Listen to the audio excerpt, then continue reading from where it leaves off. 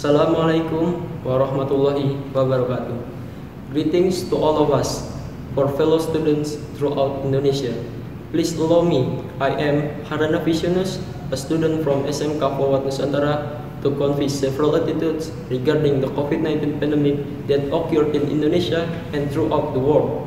By saying Bismillahirrahmanirrahim, praise be to the presence of Allah Subhanahu wa Ta'ala, God Almighty, because only for all His grace and guidance today we can still gather and carry out our daily duties as students who contribute in building Indonesia together. The teaching and learning process this year and last year is very different from the previous year. This happened because the current situation was still covered by the COVID-19 pandemic. Currently, together, we are part of the process of overcoming the handling of the COVID-19 pandemic, which has had a broad impact on all of aspects of social life. The pandemic poses a very serious threat to the safety of the people, the country's economy and household, and the welfare of the people. All sectors and fields of people business have been disrupted, resulting in reduced income, increased unemployment, increased poverty, and decreased welfare of the people at large. Facing this extraordinary non-natural disaster condition, it is necessary to have the patience of the states and the support of all Indonesian people to save the people from the threat of the health crisis, the economic crisis, and the threat of the welfare crisis by making extraordinary efforts through a series of policies and programs to overcome COVID-19 and its impacts, to improve capabilities in the health sector, expand social protection, implement large scale of social restriction, and accelerate economic recovery.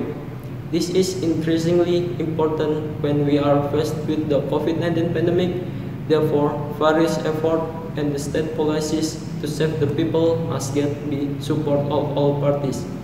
New structures, habits, and behaviors to adapt to COVID-19 and the recovery of national economy are hopes for all Indonesians. We sincerely hope the government can carry out various effective measures either through policies, cross-sector and coordination, through physical and monetary instruments, and consolidate all existing potential and resource in order to immediately restore social and economic life in Indonesia. We should give our appreciation for collective work, mutual cooperation, all components of the nation, both of the central government, local government, doctors, health workers, the COVID-19 task force, TNI, Polri, BUMN, private sector, volunteers, and all elements of society in dealing with the COVID-19 pandemic.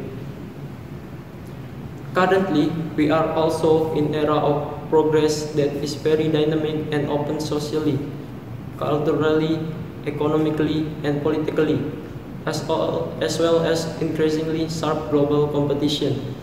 As a nation and state, we are increasingly required to have the ability and strength in the political, economic, social, and cultural field, so that we can determine the fate of the nation and homeland by our own sovereignty. The togetherness of all the nation's children is needed in developing Indonesia. Gotong royong is required of all the nation's children. Togetherness that comes from love for the homeland and love for the Indonesian nation as a nation with Pancasila and unity in diversity. Working together, mutual cooperation for all us is taking one business, one charity, and one job for all the common interests, namely Indonesia, all for Indonesia, Indonesia for all. Thank you.